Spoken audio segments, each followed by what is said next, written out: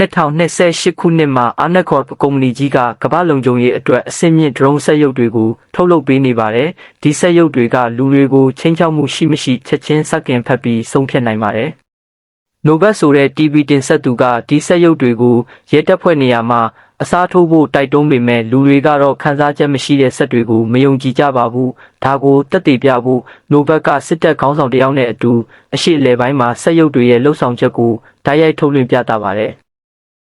စက်ရုပ်တွေကချိန်ချောက်မှုမရှိသူတွေကိုမထိခိုက်အောင်လှုပ်ဆောင်တယ်လို့ပြောပေမဲ့ဒေတာခန်တွေကတော့သူတို့အရက်ကိုစက်ရုပ်တွေဝင်ရောက်လာတာကိုမနှိမ့်မျိုးကြပါဘူး။ဒါကြောင့်တပုံတွေကလက်နက်ကြီးတွေနဲ့စက်ရုပ်တွေကိုတိုက်ခိုက်ပါတယ်။တိုက်ပွဲတွေပြင်းထန်လာပြီးတဲ့နောက်မှာစက်ရုပ်တွေကဓားကင်ထားတဲ့ကလေးငယ်တယောက်ကိုချိန်ချောက်မှုလို့မှတ်ယူပြီးပြစ်တက်လိုက်ပါတယ်။ဒါပေမဲ့ Novak ကတော့ဒါဟာမျိုးလုံခြုံရေးအတွက်လိုအပ်တဲ့လုပ်ရက်လို့ဆက်လက်ပြောကြားနေပါတယ်။တစ်ဖက်မှာလည်း Detective Olak ဟာအကျင့်ပြတ်ရဲတွေကြောင့်သူ့ရဲ့အကောင်းဆုံးတငယ်ချင်းကိုတိုက်ပွဲမှာဆုံးရှုံးလိုက်ရပါတယ်။ဒါနဲ့ကိုရဲ့ Sales Sellers ကတော့စက်ရုပ်တွေကိုလူတွေလက်ခံလာအောင်လူနဲ့စက်ကိုပေါင်းစပ်ဖို့စီစဉ်ပါတယ်။ Olak ကတယောက်ကားပုံခွဲခံရပြီးအသက်လူနေချိန်မှာ Arnacor ကသူ့ကိုစက်ရုပ်ကိုခန္ဓာအစ်စ်လဲပေးဖို့ကမ်းလှမ်းပါတယ်။သူ့ဇနီးကသဘောတူလိုက်တဲ့အခါ Olak က9% စက်ပစ္စည်းတွေနဲ့ပြန်လည်ရှင်သန်လာပါတယ်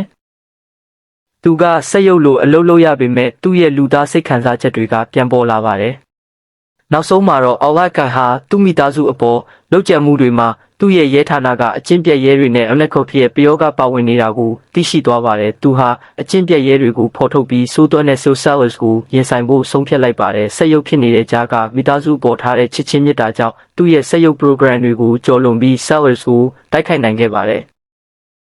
ဒီဖြစ်ရပ်တွေကြောင့်အစိုးရကစက်ရုပ်ရဲတပ်ဖွဲ့ကိုခွင့်ပြုမဲ့ဥပဒေကိုပယ်ဖျက်လိုက်ရပြီးOlakကလည်းသူ့မိသားစုနဲ့ပြန်လည်ဆုံစည်းခွင့်ရရှိသွားပါတော့တယ်။